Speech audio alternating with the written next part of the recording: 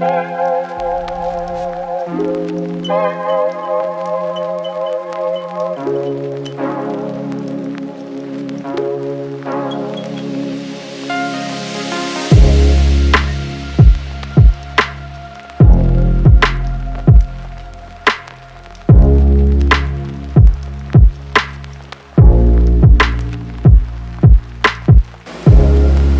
everyone, it's day 14 and I thought I'd make you guys a quick little update, let you know exactly what's going on in this room for this week and the changes that are coming in the garden in order to keep these things progressing just as they are and keep these girls very happy and producing just the way that they are and just the way that we like. So for those of you guys new joining the channel, we have 5 different strains in here.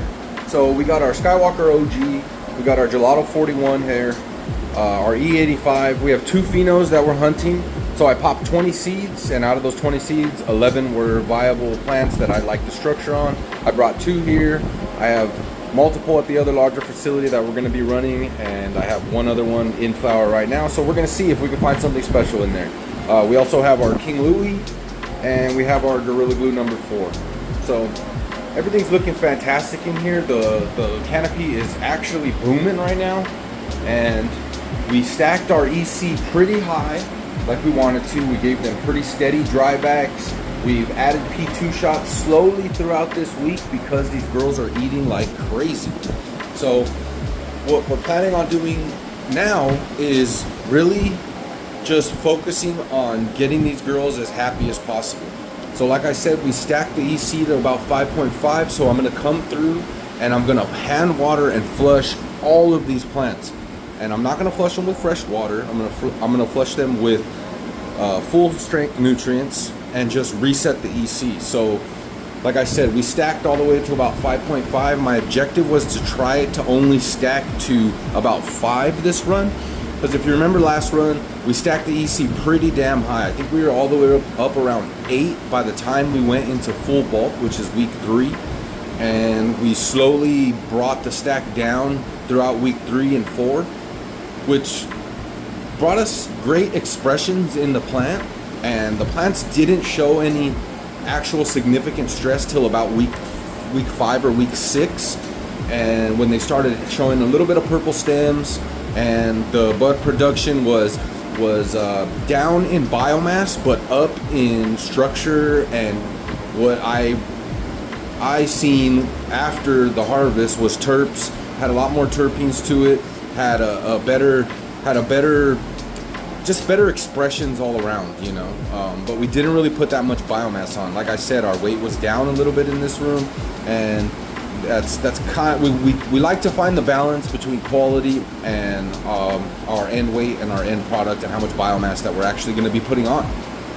So what I'm thinking about doing this run is just keeping the EC a little bit lower, which is what I've normally done in the past. So all of us has come from soil, guys. I mean, we've all grown in soil at some point. I used to grow in soil a long time. I've grown in cocoa, I've grown in sphagnum peat moss. I mean, you name the media, and I've grown in. I've grown in aeroponics. I've grown in NFT. I've done pretty much everything except for deep water culture.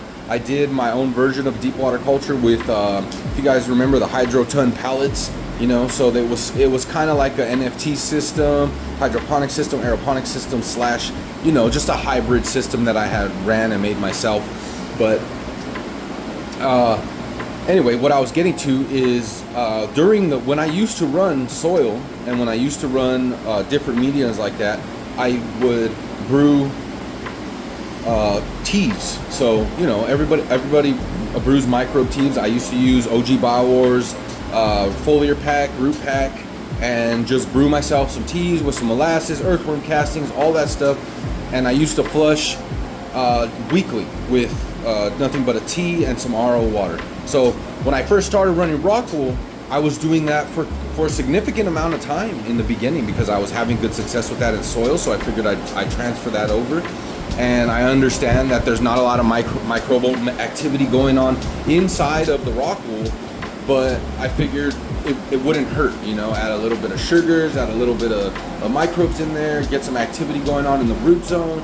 But and I did that for probably about 2 years, guys. 2 years, 5-10 runs, and had good success with it. Just more problems than not. Not running a sterile system, you start having a little bit of root issues. You're adding sugars to your system, so you just start having like these random phantom problems that you can't put your finger on, and you have no idea what's going on. So eventually, I went away from making teas and just adding microbes into my water, and just kind of doing that transition over to microbes, and eventually got rid of that. So, and just went on drippers and only on irrigation, tubing, never really hand watering probably for the past like 2 to 3 years. I haven't really hand watered. Other than that, we've been hand watering weekly all the way through, but I felt that with the amount of plants that I was running, it was not necessary, and I could kind of just bulk feed.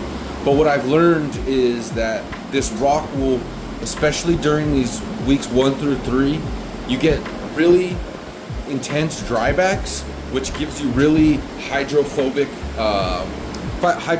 areas in that rock wool that will not soak up water, and you'll just have a lot of channeling going on. Roots will be finding dry zones in the rock wool, so you're just going to have problems. So what I've found is you come through day 14, you hand water, you flush, you reset the medium, you make all that hydrophobic rock wool absorbable again, and then you start adding a little bit more P2 shots, running a little bit more water through these girls, giving them a little bit more runoff, and making sure that they're happy and that rock wool isn't drying out too significantly. Now, don't get me wrong, you do want your drybacks overnight. Don't make sure that you're getting your drybacks overnight, because that is good for root health. That is good for all the production that you need. It is going to spike your EC up a little bit, because remember, we want to run a little bit higher than our input, and our input is about 2.5 to 3.0, so we want anywhere a comfortable range between like 3.5 to about 4.5 to 5 during bulk, and really just keeping that as steady as possible and not letting it fluctuate too much, or you start getting goofy growth and goofy things going on, is what I've found. So that's what we're going to aim to do here. So the difference that I'm going to be doing is, instead of just doing the day 14 rock flush in the rock wool, we're going to come through, and every week this run, we are going to come through and we are going to hand flush these plants and see if that gives us a little bit better biomass production. Because like I said, this is the R&D room, and in my larger facilities, there's more to do. So I've tried to cut back on the amount of labor and touches while trying to maintain quality and yield. And I'm really struggling to find a sweet spot between those two, with just irrigation. So what I'm going to try to do is, in this room, I'm going to hand water them every week. Besides that, what else is going on today is we're going to come through and we're going to lollipop all of these plants. Now, we're not going to take too many actual fan leaves off of here, but what we're going to do is lollipop and clear out our bottoms, so you can see how dense all this is. And we're going to come through and we're just going to lollipop all these girls here that aren't really going to reach the light. We want to leave things like this that are close to the first trellis, in order to make sure that the ones that do have potential can reach the second trellis. Because after we lollipop, we're going to get a big stretch out of these girls over the next 7 days, until we get to about day 21 to day 24, when they stop completely stretching, right? But we're going to let them ride through day 21, and we're not going to touch them, because we don't want to start putting them in the shock right when they're fully going into bulk and just sending all the hormones to put on flowers. So day 28 comes around, then we're going to come through. They're settled into bulk. They're really set and going. Day 28 comes around, we're going to come through and we're going to start just selectively defoliating, picking all these leaves out of here and really letting some light penetration into the canopy. And I'm going to try to avoid coming back on day 42 and pulling leaves unless absolutely necessary. But what I've found is that you put these girls in the shock on day 21 and they're just not going to be happy. They're really going to stop drinking water.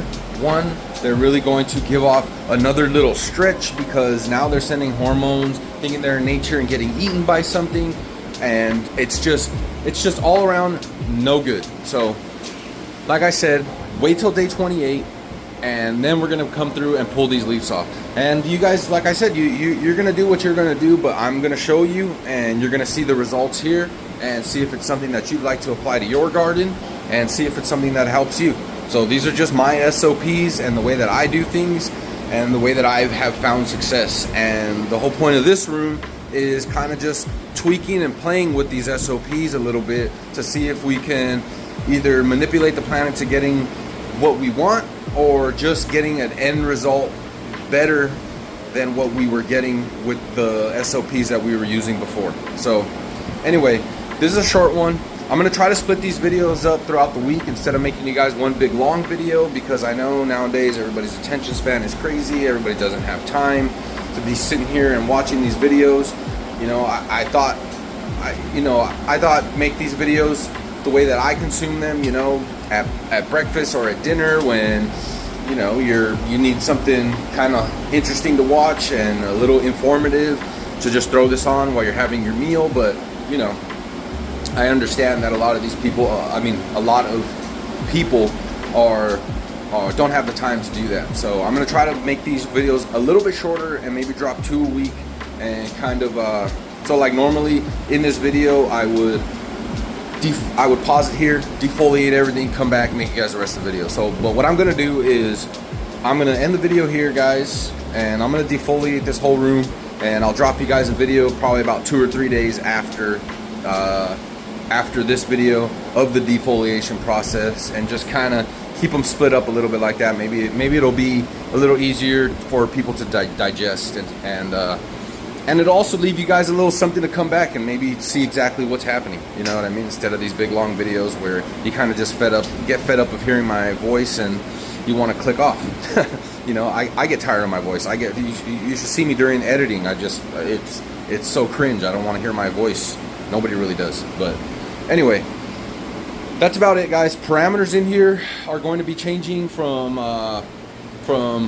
just our humidity. Our temperature is going to remain at 82 degrees. Our humidity is going to be dropping down to about 60 now, and our irrigations are going to be going up, but I'll talk to you guys about that after in the next video. And CO2's up at about 1,000. We're going to rock steady there. I'll probably go up to about 1,100 come week 3, but we're going to rock it steady there. But anyway, happy farming, guys, and I will talk to you guys later. Peace. Like and sub. Thanks.